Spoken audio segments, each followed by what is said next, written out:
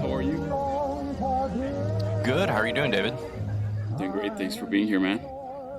Yeah, happy to be here. Thanks so much for having me. Yeah, it's been it was a little bit of an adventure getting here. To be honest, it's not where I thought I would end up. But it all started back in 2016. I took my first sales job. To be honest, I didn't really know what I was doing. I just knew that I was really good. I had a lot of customer service experience and I had good communication skills. And I liked talking to people. So I thought I'd give it a shot and see how it went. I started selling at a commercial vehicle wrap or at a vehicle wrap company. And it was just kind of just your average, mom and pop shop that was doing a little bit of everything wrap related.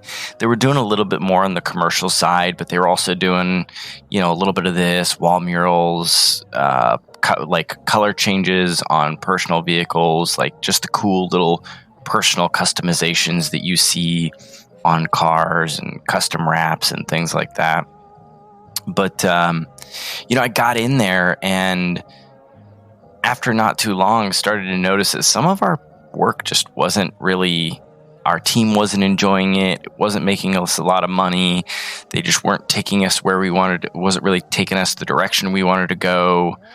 Some of it attracted more difficult clients than others. So being completely new to sales, and, I kind of started asking the idiot questions and being like, so why are we selling that? I mean, I know I still get commission if we sell it, but why are we selling it? Because it makes the team, it has these negative effects.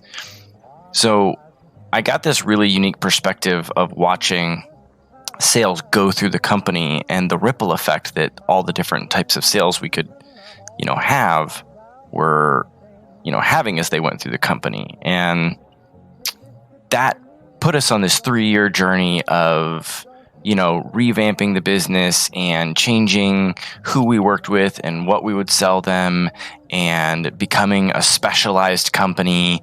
And that transitioned us into, becoming an industry leader in what we did by really focusing on our strengths and the things that we were good at and the things that made us the most money and the things that attracted the best clients to us. And, by the end of 3 years, we were in 5 states.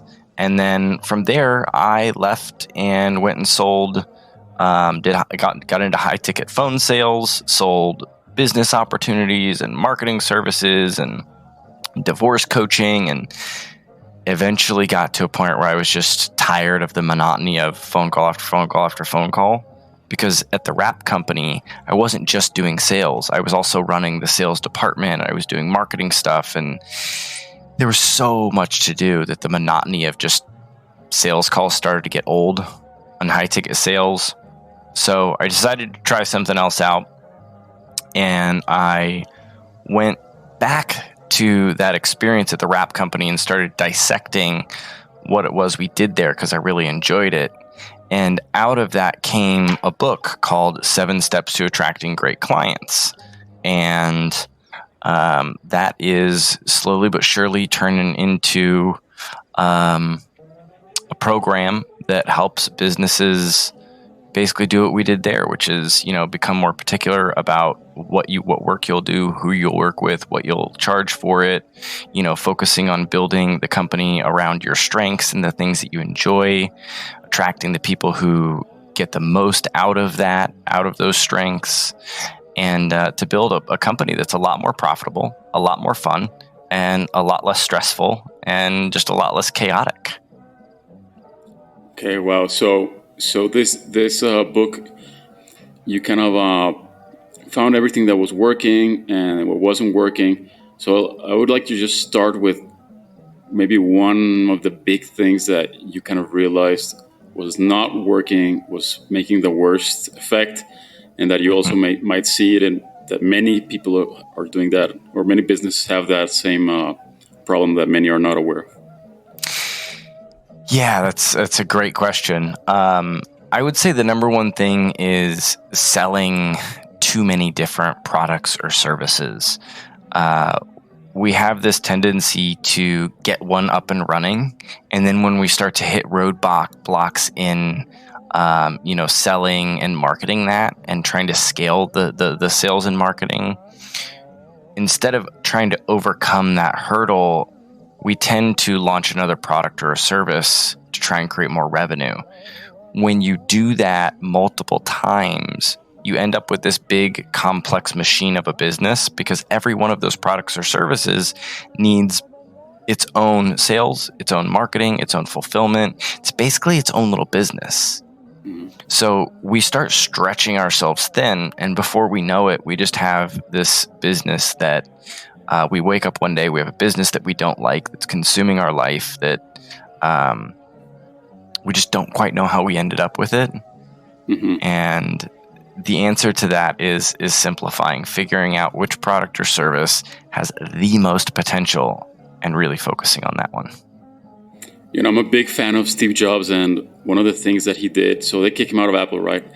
And the way they kicked him out of Apple, they had they introduced like a ton of different products, a ton of different computers, a ton of different, like, so many products. And when he finally came back, the first thing he did was removed like so much things. And in one of his keynote talks, he was saying that focus is about saying no, right? And I think that so what he did was he eliminated all these different products and made sure that the ones that they were doing were like extremely well made, extremely, didn't have any glitches, like everything worked perfectly. And then that's how Apple blew up and became what it is, because they had one iPhone that worked perfectly 100% well, one computer, one this, one that. So it's kind of the same concept, right? What you're talking about. Yeah, absolutely. And that's a really great anecdote that you shared there around that concept. And I think one of the really important parts there is you said he came back and slashed all the other things and then built everything, built the products that were left to be amazing. You also mentioned that, it's saying no so that you have the opportunity to say yes, right? One of the things that happens in business when we have too many products or services is we end up in this place where so much of our time is spoken for. In fact, sometimes overly spoken for. Our plate is over full that we don't have. For? Sorry. Taken up by, like our calendar is full. Got it. We end up in that scenario, and then we're so busy trying to keep up that we don't have the opportunity to say no to anything. So when we go in and we start slashing those products or services, we buy ourselves bandwidth to be able to focus on improvement. That it's time that we didn't have to focus on improvement. And it's all about, like you said, saying no, so that you have saying no to what you don't want, so you have more opportunity to say yes to what you do want. Yeah, because time and attention and even energy is a limited resource, and I think that it goes back to psychology. How I think it's a part of FOMO, right? Like people are afraid of missing out of, we could sell this product, we could sell that, we're losing money here, we could be making money. It's a combination of fear of missing out and greed that makes people, or maybe other things that makes people want to have more products and expand too much. And it's kind of like a psychological trap, right? There's a lot of psychology there, right? Yeah, it's very much a psychological trap, because the opposite is true. It doesn't actually make us more money. It usually ends up making us less money, because when we don't actually spend the time to focus on consistent improvement in what we're selling, and rather we're just adding more to what we're selling, like more offerings, we end up in a situation where we become commoditized in the marketplace. There's so many businesses out there that are frustrated because all of their competitors are like, charging, less and less and less. And it's like a race to the bottom to see who can charge the least to win the clients.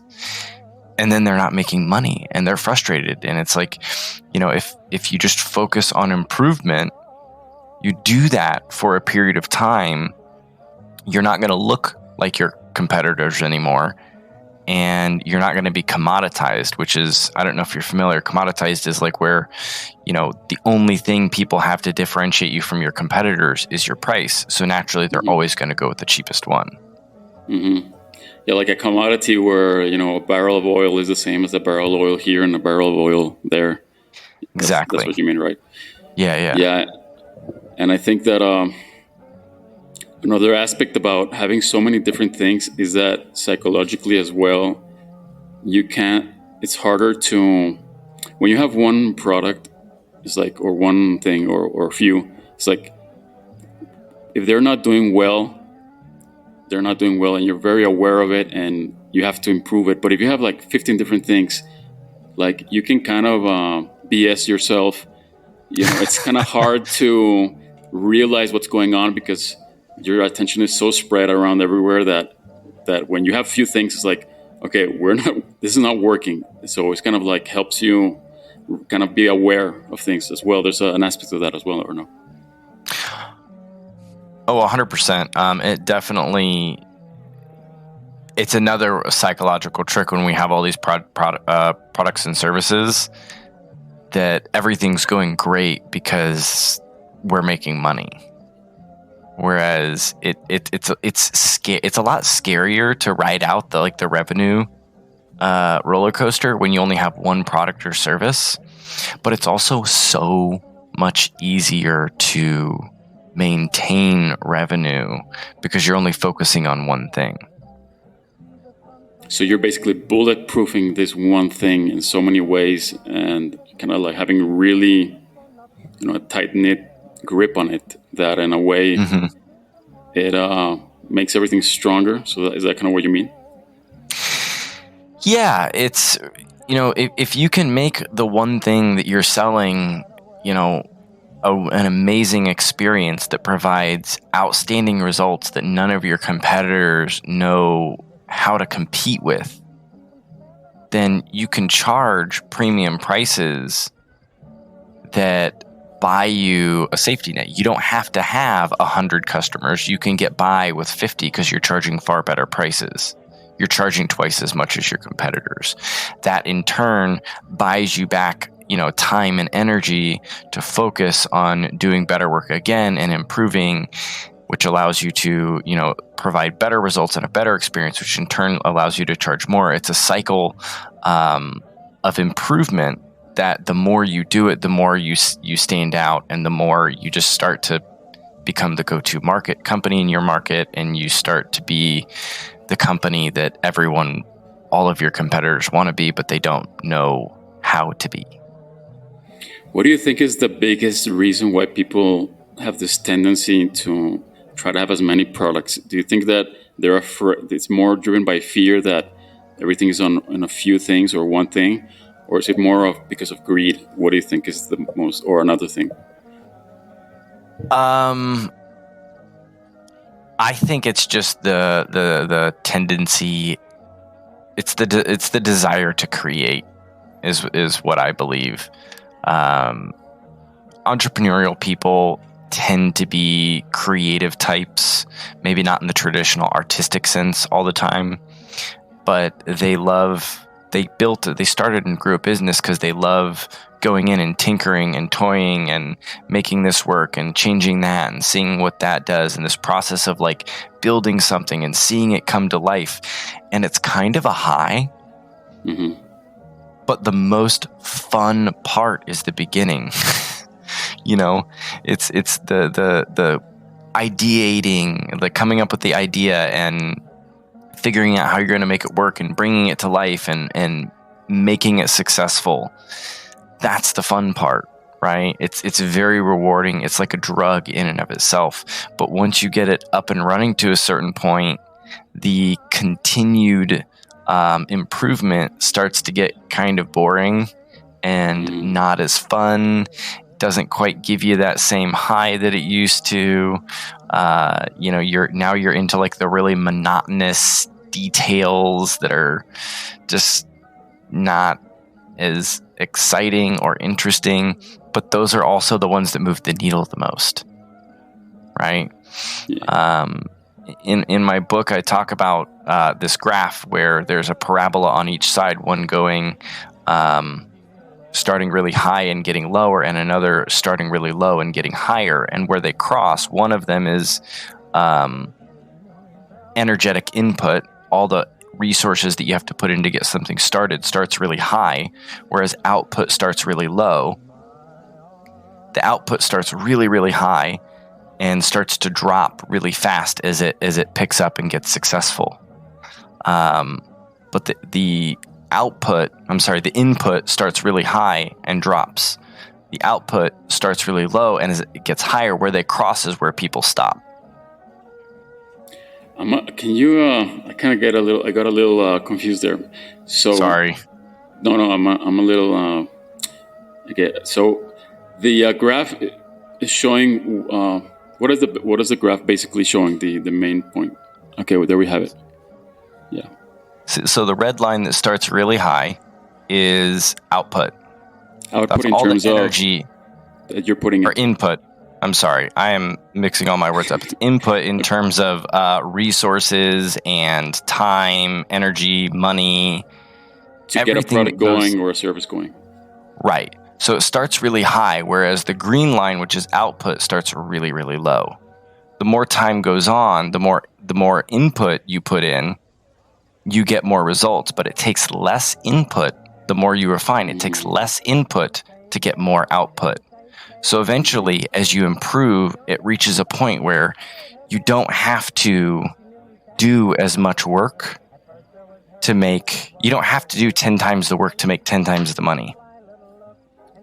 Got it. So there comes a point where your service or your product is so advanced in its creation that it takes little effort to move the needle exponentially higher than when you're beginning, that it just is taking so much effort and energy, whatever, to get you're not getting any results at that point. So it's kind of, the idea is that later on in the creation of this product or service,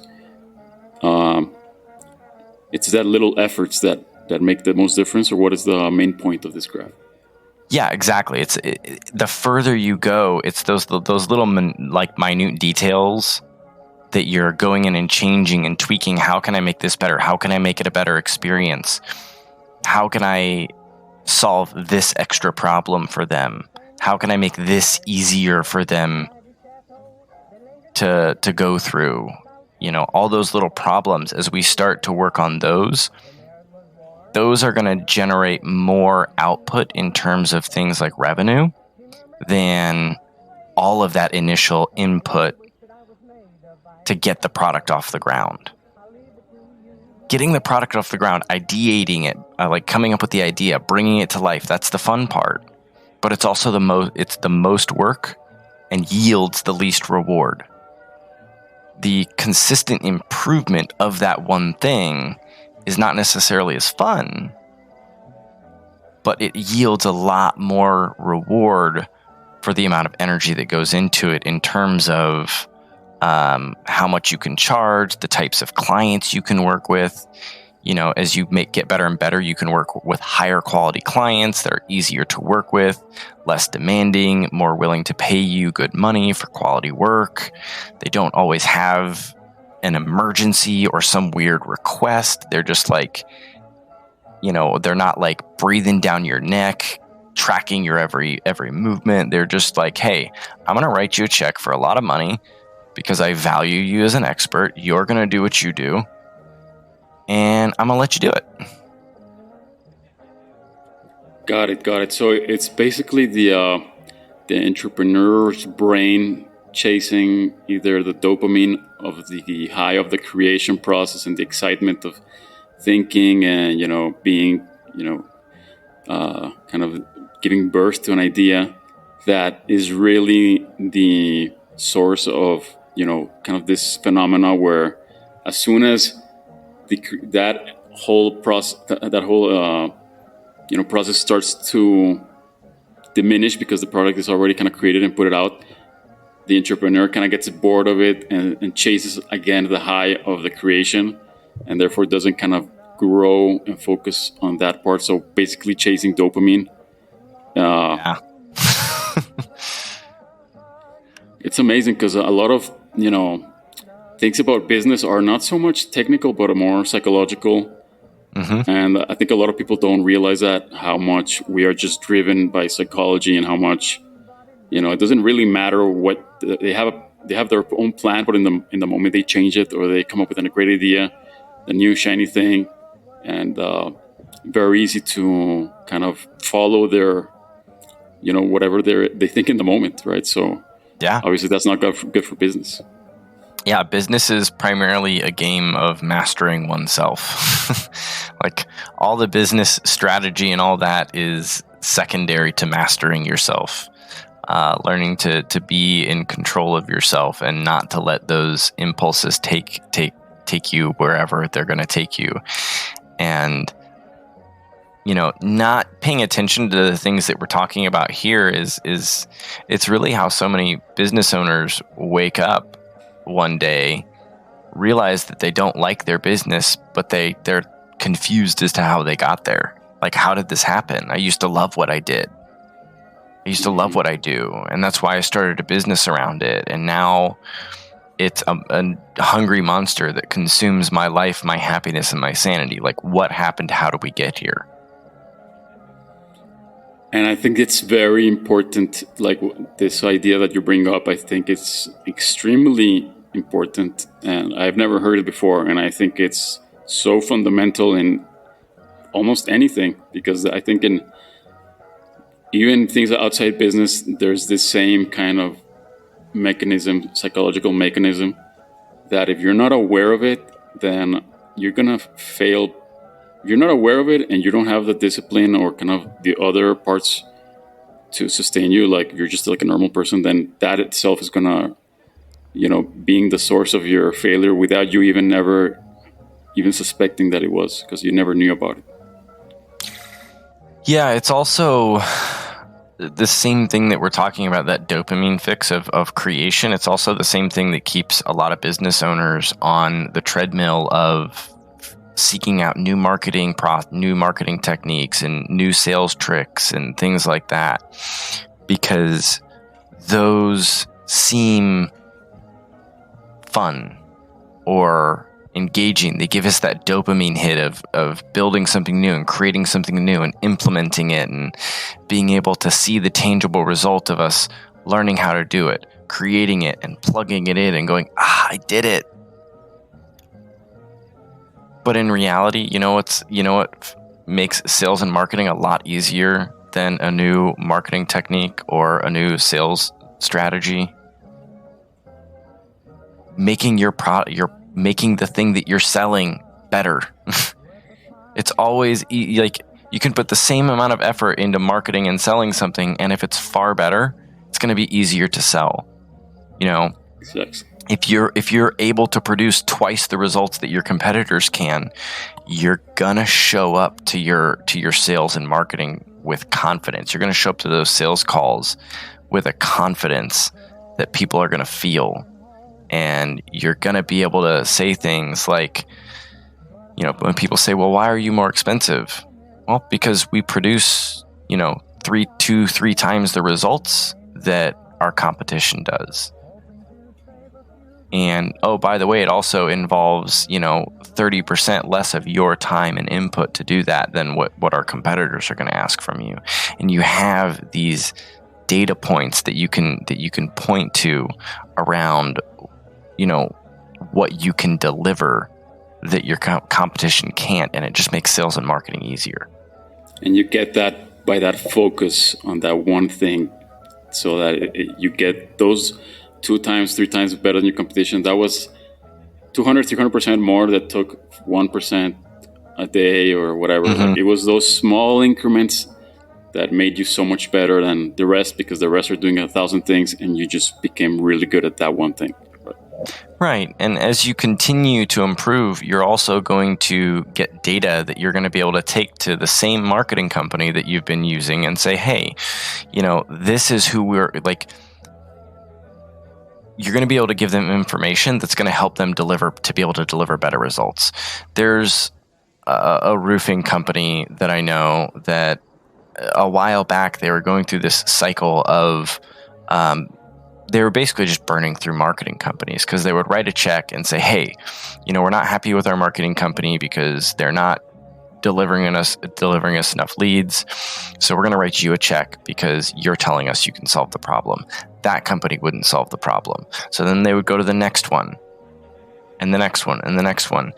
And what they eventually had to realize was that what they were doing is they were just writing a check to a marketing company and saying, hey, I'm a roofing company and I want you to successfully market me.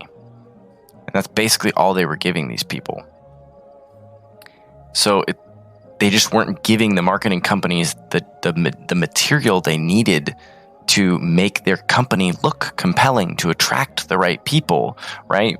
But when you go through this process that we're talking about, you're able to go to your marketing company and say, hey, so this is the product that I'm trying to sell. This is why it's good. This is why people would want it. This is why people wouldn't want it. This is who this product is a good fit for. This is who this product isn't a good fit for. By the way, this is also the very specific type of person that we want to sell this to. These are the types of people we don't want to sell this to. These are the pain points of the person that I'm trying to sell to. This is what the people I'm trying to sell really want. And when you can give all that kind of information to your marketing company, they're like, oh, okay, now I can actually write copy that attracts people instead of just saying, hi, this is a roofing company. They would like to do your roof. Mm-hmm. I can say, hey, are you a homeowner in your 50s that's just tired, that doesn't want to worry about your roof for the rest of your life? Well, this company installs roofs that are going to last you the rest of your life. They're good for 50 years. They have a warranty that will last longer than you're going to be alive. And, you can start to create this really customized marketing message that really resonates with the people who want to pay you the most. Yeah. And everything you're talking about quality, I think I've been thinking a lot about how in modern society, the most basic things about business kind of get overlooked by all the complexities and almost like the tricks and the new, sales tricks and all this. When, like you said, the most basic thing is the product itself, right? Like it's almost silly to say, but in the modern day times, like you see so much people not focusing on the product and focusing even on decreasing the quality of the product, so it's cheaper for them to make, so their margins are higher. At the same time, they're reducing the quality, and eventually, like a lot of the many brands, car brands, all this, they're always doing like the Six Sigma thing, like shaving off little parts of everything until the car like feels so cheap, and they're depending on the brand that they created from when they used to be quality, and then it starts going down because people start to realize like it's not a long-term strategy to try to make your product as cheap as possible to get the most revenue, because I mean, where's it gonna end up, right? So if focusing on quality, people at the end of the day want quality, right? Like they want to pay, and they want the quality. Like they are willing to pay a high price if you give them that high quality, right? So yeah. When we're talking about quality clients, though, one of the really important things to remember is that not everyone is a quality client. One of the things I talk about in the book is standard deviation. It's basically a mathematical principle that says that if you take the average of anything, the further you move away from the average, the amount available gets exponentially less, right? So there's tons of average clients. 70% of the market is represented by average clients. So if 70% of the market is average clients, that means that there's only 15% on either side. Actually, it's like 68% in the middle, and there's 16% on either side of really bad clients and really good clients. So if you want to go quality, there's also less of the market available to you, which is also why it commands a higher price point. And that 16%, probably there's another mathematical formula. That 16% is probably exponential. Like they can give you exponentially more than the whole rest, right? Like there's probably more money in that 16% than in the whole other, 80 whatever percent multiply. It's probably concentrated. The 80% of the money is probably in those 16% in general. Oh, easy. I mean, when we started focusing on this at the wrap company, we were able to start charging like twice what our competitors did, because we were serving a very specific clientele that were coming to us for a specific reason. So our owner, was a graphic designer, and so that was his strength. He was really good at art and design. So that meant we naturally had a really good design company, which is what positioned us as being a really good move for us to focus on commercial vehicle wraps, plumbers and pool cleaners and, companies with lots of vehicles out on the road that wanted to make sure people knew who they were. So we started positioning ourselves to go after the companies that really cared about how their company looked to the public. The public appearance, which again, that tapped into our strength because our strength was built around design because our owner was a designer. So we started going after the companies that really cared about their public image. Then we also realized that we could make a lot more money from companies who had lots of vehicles, because not only would they come back a lot more, but because they had more vehicles, that meant they usually bought like the same vehicles, which meant we could just hit the print button and install another one. We didn't have to design anything. So it saved us a bunch of money there, which increased profit margins and just made things smoother and easier. So by the time we were done, we were like, okay, we went from this generalized mom and pop shop that does anything wrap related with vehicles to specializing in serving large commercial companies with large fleets that really care about the image of their company. And those people were willing to pay us a lot more because they would rather pay a vendor more money to do it right every time, and so that their company looks good all the time, and they don't have this headache with having to take vehicles back in to get the wrap fixed or, all those little things. They were willing to pay us two times more what a lot of competitors were charging, and giving you more work, which you also could take less effort because you already had the print.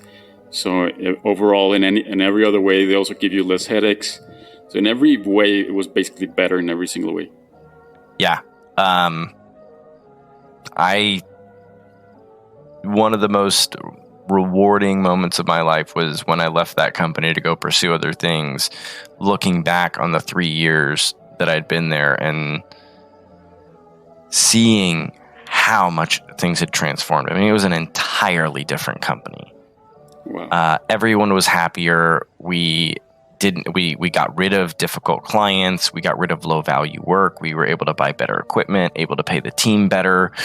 We were able to get rid of move some problematic team members out and move better team members in that were more of a culture fit. So the culture of the company got better, and just literally, it's a tide that lifts all boats. And you said a few minutes ago that the little shiny things tend to distract us as business owners. All the things we're being sold and marketed to that we need to implement into our business. The things that I love about what I do with my clients is that they are, first off, none of them are new. Like these aren't things that I invented. Some of the processes that I use on how to help people with it are my IP, but these are not new concepts. They are timeless, and because but not popular. Right, They're but not timeless, but they're popular. not popular or common. It's basically Right. wisdom in a way because it applies to many aspects of life, right? And the funny thing is that, so there's this thing called overplacement bias where we tend to overestimate how good we are. So like there was a study that a research firm did on overplacement bias, and they went to an engineering firm and interviewed all of their engineers. And like 37% of the engineers at that firm placed themselves in the top 5%. Wow. So what we do as business owners is we think we're better than we are. And as a result, we usually end up having pretty mediocre customer service. We usually end up having a pretty mediocre product. We usually end up having a pretty mediocre, sales and marketing process. But because we reach this point of equilibrium where more is going right than going wrong, we think we're good. We think we're great. And probably people compare themselves as well to the worst instead of to the best, right? That's also a psychological concept. Yeah, that's a very good point. But what ends up happening is, you end up with most of the businesses out there actually aren't that hard to beat if you just try. Yeah. Like the bar is pretty low. I remember when I first started selling vehicle wraps, the first time I asked somebody why they decided to go with us over the competition after I closed the sale, I thought it was a joke. I thought their response was a joke, but they said, we went with you because you picked up the phone when we called. That's And amazing. like, to me, that was such a basic thing. I was like, well, of course we did. Right? Ha ha ha Yeah. ha. But what's the real reason? No, really. It was because you picked up the phone when we called. And that became a pattern. When I would ask people, it would be, you picked up the phone when we called, you made me feel like you wanted my business, you helped me understand what I was buying. Like things that to me were basic customer service, where I was like, again, I said I come from a customer service background. So, when I was talking to somebody, I would figure out if this was their first time buying commercial vehicle wraps or not. So I knew whether it was like, okay, like, how this goes, or like, this is your first time, you need everything explained to you. And if it was their first time, I would explain it to them. But you would have other companies where sometimes with me, if it was new to them, that initial call could be, 30 minutes of helping them make sure they know what they're buying, so that when they go out to talk to other companies, they know what they're talking about, and whether or not they're getting a good deal, or whether or not they're being taken care of, or whether or not the wool's being pulled over their eyes. I would spend like 30 minutes with them, talking with them and understanding their needs and teaching them. And they'd be like, man, you took such good care of us. The other company, I called them, they asked what kind of vehicle it was, gave me a price, and hung up. And the question I have in my mind is, why do people, are so mediocre? And I think part of it, and also I would like you to expand on why you think it is. But I think it's part because it's like that unrealized profit, or that we don't see the money that we're losing by not taking actions. So it's like it doesn't hurt, and they also have no idea, because they've never done it, how much more business they would get if they actually did all these other different things, right? So they have no kind of reference point to know, and they don't see the money that they're losing because it's not a loss, right? What do you think about that? Yeah, I think that's an amazing point. Like there's no conscious understanding of how much they're leaving on the table. I remember a few years back, I was, going through some programs to work on myself. And part of that was working through a lot of like the issues from my past that I'd gotten hung up on. Those battles that we tend to still try and wage inside of ourselves that we didn't win, 2, 3, 4, 5, 10 years ago. And it was like working on like actually letting go of those and working through those was a large part of that personal growth. And I reached a point where I was walking along one day and I was like, I am so happy. This is the happiest I have ever been in my life. And I walked a little further and I was like, I am so happy. I'm just like bleeding happiness.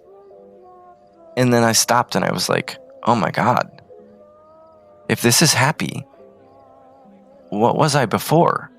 Because I thought I was happy. And I wasn't anywhere near this happy. And that was a moment when I realized that no matter how much you understand is available to you, there's more. You just can't see it yet. It's like trying to see around the corner of a building from down the block. Can't see around the corner until you get to the corner. Exactly. But, every time you turn a corner, there's going to be another corner. There's always more available. But not being aware that there's more available to you stops us from pursuing it. So I think that's a really great point you brought up. Thank you. And another thing I wanted to talk up to you about, I was thinking about while we're talking about this, is how we have in general so much skepticism towards like how difficult it is. We're not skeptics, like this belief, like we think it's going to be so hard to compete. We think the market is saturated. I think in general, most people, including myself, always kind of think about how difficult it's going to be, how it's oversaturated. Well, if it's such a good business, it's already, where is going to be space for me? It's already exploited. We have all like this kind of negative assumptions, but the reality in the real world is like completely untapped because the majority are mediocre. The majority don't, put any effort. And a lot of people say like, oh, there's this, for example, a lot of people throw around facts like, oh, your chance of being a millionaire is like this percentage because there's only that percentage of millionaires in the world. But it's like, well, yeah, but what is the percentage probability if I put everything into it? If I put all my soul to it, then that changes, right? So, like, well, not only that, but most people aren't trying. So if you look at it based on a probability of just people who try, your odds also go way up. So it's the same thing with business. Like any business, like if you're strategic, if you're smart, if you put all these things, like your probability of success like just skyrockets because you're gonna just almost in every industry that I've seen, even in the big ones, there's so much mediocrity, right? There's so much. Oh yeah. So there's so much potential in every business we cannot even imagine how much there is, right? But with all this knowledge that you're talking about with your book, with all this being strategic, being smart, is kind of the way to, become like almost, successful in almost like a boundless kind of way. Yeah. Like not really trying is really interesting to me because we see it everywhere we look in life. What we have a natural tendency to do as human beings is to try until we see things meeting a certain point. Like if we're not consciously aware of something being wrong, we're not going to try and improve. So it's like what we tend to do in business is we tend to improve things until the symptoms that we're consciously aware of go away. And then we stop trying. Another word for that is settling, right? We settle for less than we could have. But most of the symptoms that tell us whether or not things are going well in our business are not symptoms that you're going to be consciously aware of. Because most people who have a bad experience with your company are not going to pick up the phone and tell you. They're not going to hit the keyboard and leave a bad review. They're simply never going to work with you again. So there's plenty going on out there not going well with your business that you're just not aware of. So knowing that there's still a lot not going well that you just don't know about, that's incentive to always keep trying to improve so that you can get over that hump. But it's settling and stopping the improvement process when we stop seeing symptoms that keeps businesses in that commoditized category where everyone's just basing the buying decision on price because you look just like everyone else. It stops them from moving through that barrier and getting to a place where they can charge premium prices because they don't look like everyone else, because they do better work than everyone else, because they're more reliable and trustworthy than everyone else. A large part of what allows you to charge more is an increased perception that you're going to get the desired result. So like with the vehicle wrap company, our competitors were charging $150 for design. We were charging $500. The thing that allowed us to charge $500 was that we had a design guarantee. We guaranteed that we would keep designing until they were happy. So we were able to charge over 3 times what our competitors would for the same thing because we gave the prospects a much higher level of certainty that they were going to get what they wanted.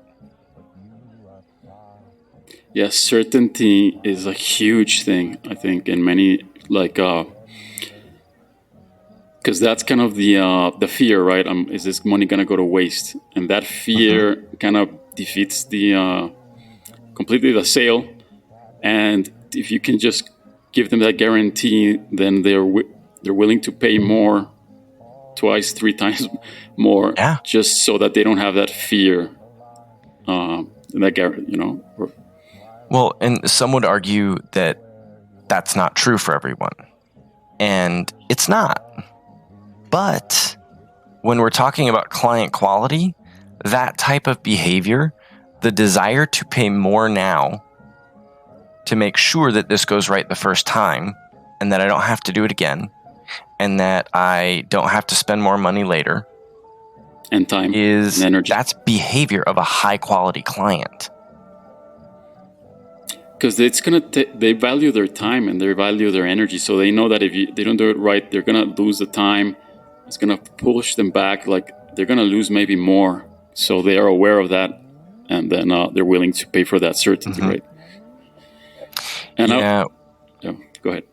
One of the other things that really stops people from landing high quality clients that I think is really noteworthy, and this is kind of like a little bit of a tangent from what we've been talking about, but it's what kind of a quality individual, how are we?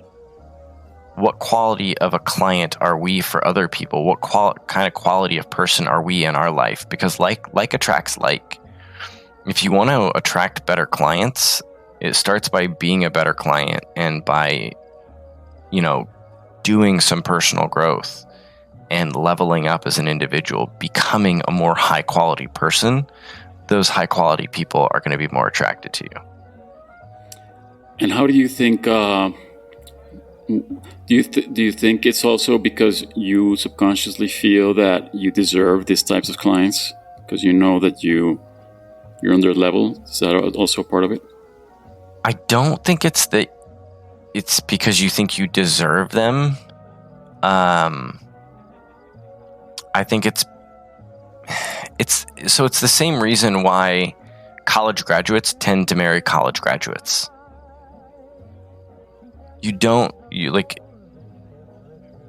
People with PhDs are normally not married to people who only graduated high school, statistically speaking. They're usually married to somebody with at least a bachelor's degree, usually a master's degree. It's because they're a very highly educated person.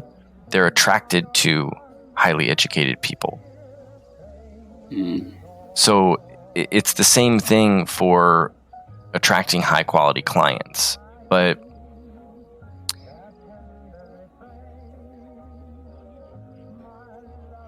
I forget what I was going to say. Okay, no, well, let's talk about that, because it's really interesting, this concept about, leveling up as a person. So we talked about the business. So what things, do you think are like the main points that we can focus on? How do we go about it? Like, right. Well, it's really a process of raising your standards. So, I like to say that the standards that you currently have were really great for getting you where you are in business. But if you are unhappy with your business, if you're hitting a growth ceiling, or you're struggling to move your business in the direction you want to, that is your business telling you that those standards won't take you any further, and it's time to raise your standards.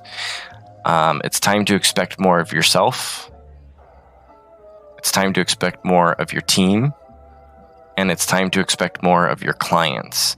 So it's not so much, I think you used the term deserve a few minutes ago. It's not so much that we think we deserve more, but it's raising the bar for what we're willing to accept. If I've been asked letting C grade student or clients into my business, I'm no longer going to accept C grade clients. I'm only accepting B grade clients. You're either an A grade or a B grade, and that's it. As we raise those standards for ourselves, for our team, and for our clients, and we set boundaries. Boundaries is like personal and professional. It's one of the big things that stops people from, having good clients. It's like part of it is just deciding what a bad client is and saying no to them. And as you say no to them and you experience what life is, this is kind of like me walking down the sidewalk and being like, I'm so happy. As you begin to experience what life is like with them anymore, it's going to be easier and easier to say no to them. And it's just a process of multiple iterations of raising your standards for what you're willing to accept in your business. Got it. And at one point that I wanted to talk about earlier that kind of connects to everything is one of the things that I think that is missing in people's personal life and business that could tie into all these different problems is the lack of kind of an organizational system where, you want to do X thing, but is it organized? There's a system that's kind of tracking it? How much do you think that kind of having that organization or that is part of all these problems? And what can we do to fix it? It's a huge part. One of the first things I do with clients is bring clarity to data within their business, specifically around client quality, data around what makes a good client for them, and what kind of a job they've been doing at selling to those clients. When we don't have organizational systems, not only do we not have accountability, we also don't have data. And so many business owners are out there making emotional decisions about what they're going to do with their business instead of looking at data because they don't have data. Data not only allows you to understand how good you're doing at things like, sticking with working with quality clients, or whether or not you're letting lower quality clients in, whether or not you're holding your boundaries with that, but it also starts to translate over into marketing. We have a tendency to make soft statements in marketing, like things will improve. Well, what specifically is going to improve? And to what extent is it going to improve? And in what time period can it improve? It's a lot easier to market things when you're not just saying things will improve, but you're saying, this specific thing will improve, and it's going to improve this much on this timeline. When you can give a hard statement like that gives data, it's much more appealing, right? Yeah. So that's an example of the certainty. It ties into part of the certainty what we're talking about. Absolutely. It's like, okay, I'm going to pay them this amount, and I can expect this results by this time. It's like there's no vagueness about it. Right. It brings tangible understanding to the specifics of what you're going to do for them. And those are like the types of things I was talking about earlier, that when you can take that type of stuff to your marketing company, that's when your marketing company is like, okay, I can get you some leads. Yeah. It's amazing. So, in terms of organization as well, I think most people's or more business organization is kind of, they have none. So their only system, quote unquote, is basically reacting to the fires. Kind of going back to what we're talking about, that once they put out all the fires, then that's where that's the ceiling they hit, because that's the only kind of organization that they had. So once the symptoms go away, that's it. That's all they had to do. So now they're stuck there, right? Yeah, 100%. So organization goes as well with the goals, right? So what type of goals, tracking kind of like progress towards the business goals. Like, what other aspects of organization do you focus on with businesses? So for me, the things that I focus on are a lot around determining what product they should really focus on selling the most, who they should be focused on selling that to, so that they make sure that they're attracting high quality, easy to work with clients,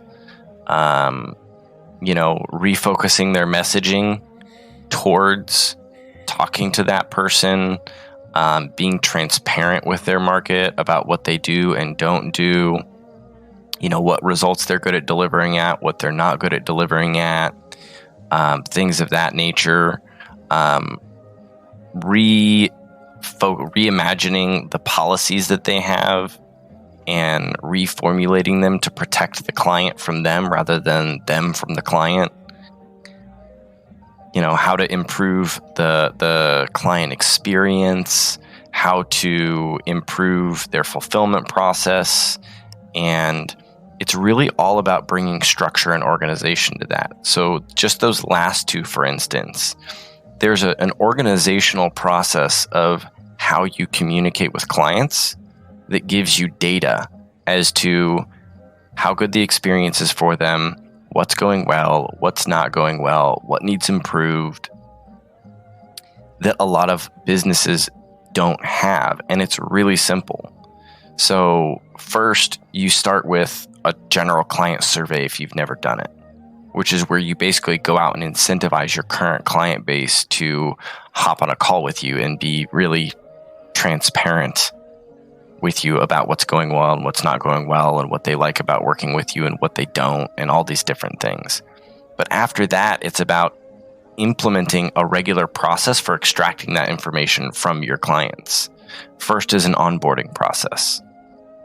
So the onboarding process not only allows you to figure out what their expectations are going in, but what unique problems they have that they need solved, what specifically they're worried about, and a host of other data that allows you to get in front of the game, get ahead of the game to provide a better service. It also, as you do that over, a 2, 3, 6, 12-month period, you now have a bunch of data about what everybody coming into your business, what problems they all have that you don't already have permanent solutions in place for. So now you know what to improve. After that, it's having regular client check-ins. Some sort of process. Not everybody needs it. If your service is only 1 or 2 days long, you may not need them. But if you're working on like a 4-month project, having regular scheduled check-ins where you check in with them and ask questions about what's going well and all these things to gather more data to figure out, what's going well, what's not, what new problems are arising throughout the process and when they're arising, and determining what those patterns are. And then last but not least, we have offboarding. Offboarding is a process of, giving yourself that final scorecard, figuring out how well you really did, but also figuring out, is there a new problem that they have now? Is there a new problem that clients are regularly having after I solve this? I've solved a problem for them. What new problem is arising as a result of that? Is there an opportunity for a continuation sale? Is this something that I need to add into what I do? Is there an opportunity there? But it's creating an organizational system for how you collect data so that you can assess patterns in client needs so that you know what to improve to create the biggest result. So that I'm not just doing 20 things to make fulfillment better when only one of them is really moving the needle for clients. This allows me to ignore those 19, not spend my time doing 20 things and only doing one, and still get dang near the same amount of output from it. Well, and also that gives you the consistency, right? When we're humans, we're not consistent. I mean, everybody knows that. So having all this kind of helps you be consistent with how you're tracking, how you're solving all these problems, how you're collecting the data. Because then if you don't collect the data, then it's useless, right? If sometimes you collect it, sometimes you forget, right? But that's also where you start to get data for marketing too. Because if I'm documenting that there's this one specific phrase that most of my clients are using when they talk about this problem, I'm going to go to my marketing company and be like, this is my client's language. This is the language that they use and that they connect with. Don't use that language anymore. Use this language. And it's interesting because we're talking about all these things, right? That in a way, it's kind of the fundamentals of what is the basis of a great growing business, right? Like there's almost no way to have an expanding business if you're just kind of doing it with no type of structure, no type of strategy, or kind of like this basic kind of fundamentals that could seem simple to somebody, like, oh, call the customers, oh, do this. But it's those simple things that people also, by the bias we're talking about, they think they're gonna do, but they don't actually do, or you know what I mean, or they do sometimes, or they don't do other times, or they don't do at all. So it's those basic things that also are very, like, people underestimate or have arrogance about how frail, how much deficiency, not deficiency, but how unreliable we are as humans to just depend on ourselves without any type of system or strategy. So yeah. It's not the sexy stuff. Everything that I do with clients is the stuff that is so overlooked because it's not like sexy. Like really growing a business and becoming a premium brand in your market, and being attractive to really high quality clients and being able to charge what you're worth. The things that get you there as a business are the same things that make you look good from going to the gym. If there's anything that you're being sold that you can go to the gym that's going to transform your body overnight, probably not actually going to do that much. What's actually going to transform your body is getting up every morning, going to the gym, staying as long as you said you would, doing the exercises that you said you would, and doing that consistently. Like, if you go ask somebody how to, like, if you go ask a physical trainer, like, hey, I want to get fit, what do I need to do? The things that they're going to tell you are going to be really boring. It's going to be like, okay, well, cut out sugar, stop eating so much sugar, stop eating so many fatty foods, eat more lean protein, and go work out every day without fail for at least 30 minutes. And that's why so few people that set out to lose weight actually lose weight, because they want that sexy, exciting, quick fix. Mm-hmm. They don't want to hear, well, you got to do the work. That's what you got to do, dude. That's not what they want to hear. And maybe it also goes back to having the right mindset from the beginning. Like, I'm not doing this to have fun. I'm not doing this to, feel like I'm a genius or feel this or feel that way. This is the goal is to grow this business, and then I am willing to do whatever that takes. And then once you have having that mindset, kind of, it's going to help, to be ready to do those things, to want to do those things. Yeah. And the best way to get into that mindset is to stop competing with your competition and start competing with yourself. Your competition doesn't exist anymore.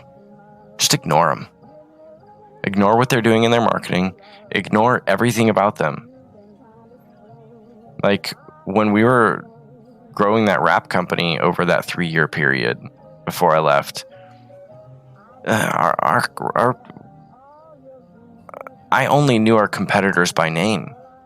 And honestly, by the end of it, we were sending our competitors a lot of business, because all that stuff that we didn't do anymore, that people would pick up the phone and be like, hey, bro, can you give me those racing stripes on my Mustang? We'd be like, no, but I can give you a number for a competitor.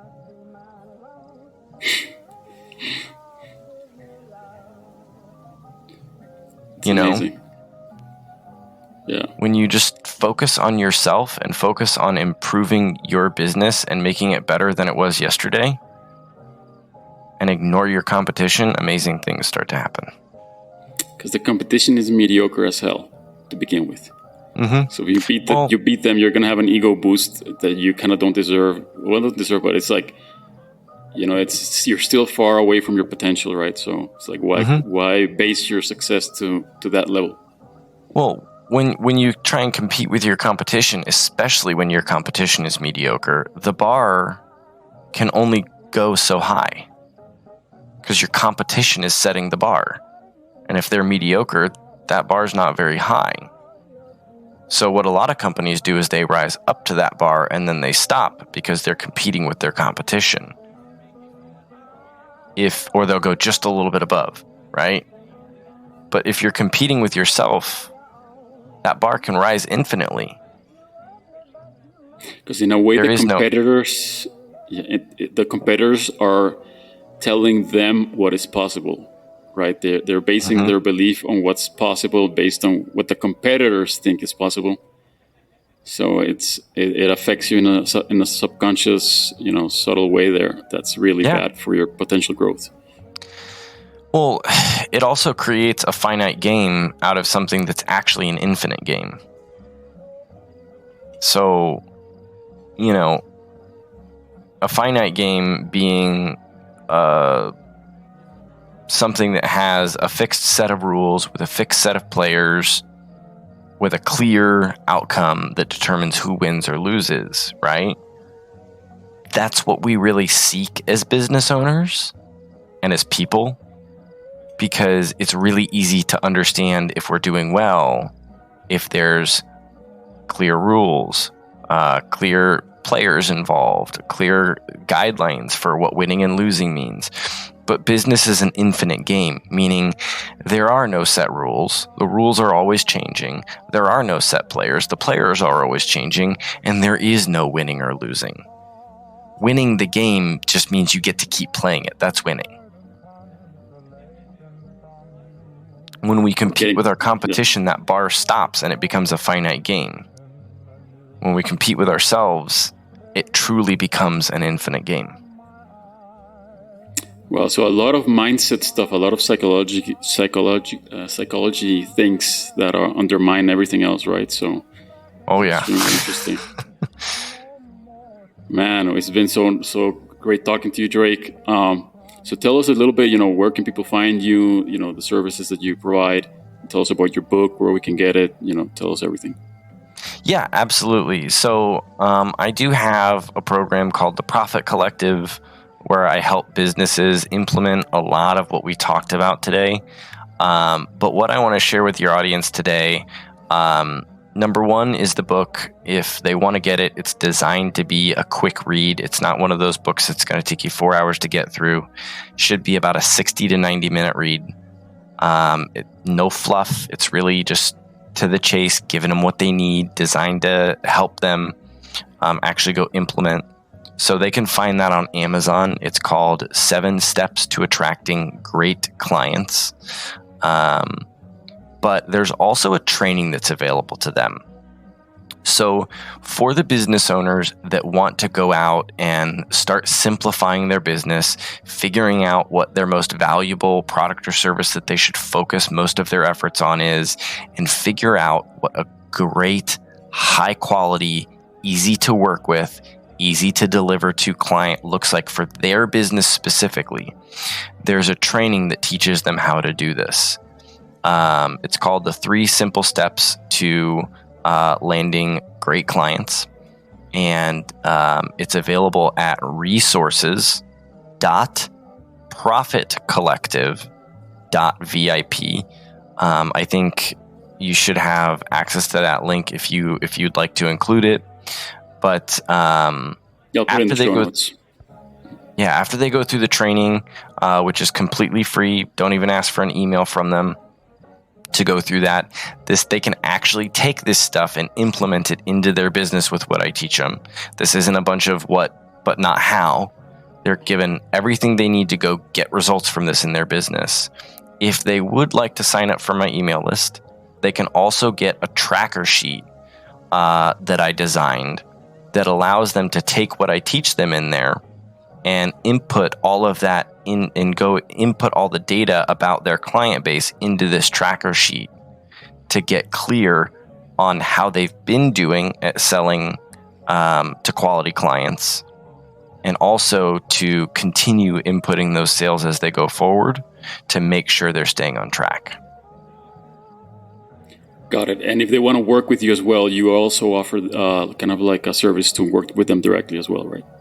Yes. So that would be the Profit Collective. It's a monthly program. So, if they come in and love it, they can stay. If they don't, they're not tied to any long-term contracts or anything like that. They can stay as long as they want. They can leave when they want.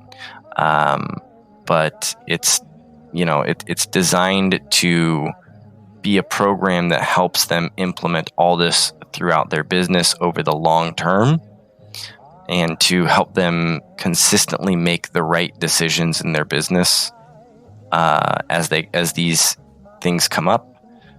But one of the big things that I really love helping people with in this program is getting clear on what the real problem is, because we have a tendency to try and solve the perceived problem, and then we spend money on it, doesn't solve our problem, and then we're upset.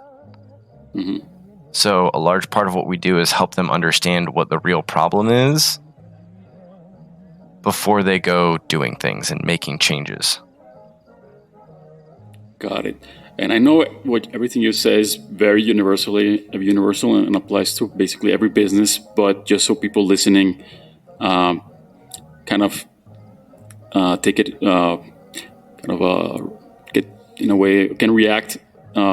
What type of businesses do you more often see?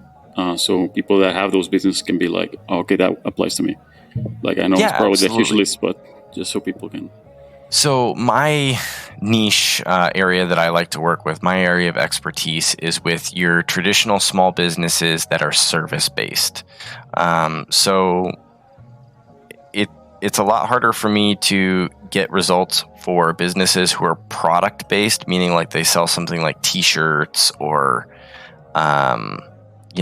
sandwiches or something like that, right? And it's also like e-commerce, things like that. That's where your e-commerce really thrives in the marketing and automations realm is really what's gonna help e-commerce, but it all applies. It just so happens that most of my experience is in helping service-based businesses. This stuff applies to any business that's doing anything. Yeah, I know it's 100% universal. So, what type of service-based business? Like, can you give us just a few examples of the types?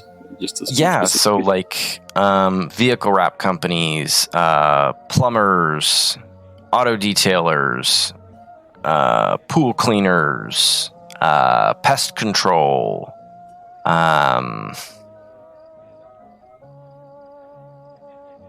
roofers. Really anybody that provides a service, home renovation, like, you know, people that do like, home refurbishments, new bathrooms, new kitchens, stuff like that. Landscaping and lawn care. Got it. Now, the reason for that is that it's a lot easier to adapt a service than it is a product. What do you mean adapt or adopt? Adapt, to change, to mold, to improve. Like you can only make something like, I don't know, like pre-workout so good. You can only make a coffee mug so good. Like, and then you have to go to, change how they make it in China, whatever. Like, but it's interesting. So this service-based type of businesses can have much greater, potential of growth through strategies and all of these things that we've talked about, which many of them are 100% free. These little things that they have to implement. They don't have to invest in calling their clients or, this. So there's a lot of upside for them that it's totally in their hands to make happen. Yeah, there's just a lot more that you can control in a service-based business than with a product-based business. And that's also the interesting thing, because the service-based business has all that even more growth because the service is so terrible nowadays. Graphic design or something like that would be, website design would be another example of a service-based business that it would apply to. Online, brick and mortar, doesn't really matter. The really key thing is financial stability is really important to all this, because what we're doing is, we talked about this a little earlier, what we're doing is we're developing the muscle and setting boundaries with saying no to what we don't want, to open up more space to say yes to what we do want, and to open up space to time and space to make improvements, to be able to attract more of what we do want. That means saying no to some money now. And that can be really hard to do if you're worried about how you're going to pay your light bill next week. Got it. All right, man. So, there was so much more but we covered a lot, and it was really interesting. It was really fun conversation, and I invite everybody to go check you out. I'm gonna put everything in the show notes. And is there any extra thing you wanna say before we go? No, just I would say just to remember that it's all about just raising your standards and constantly trying to be better than you were the next day, and that there is no right or wrong way to run your business. There's only better or worst based on your needs and your clients. So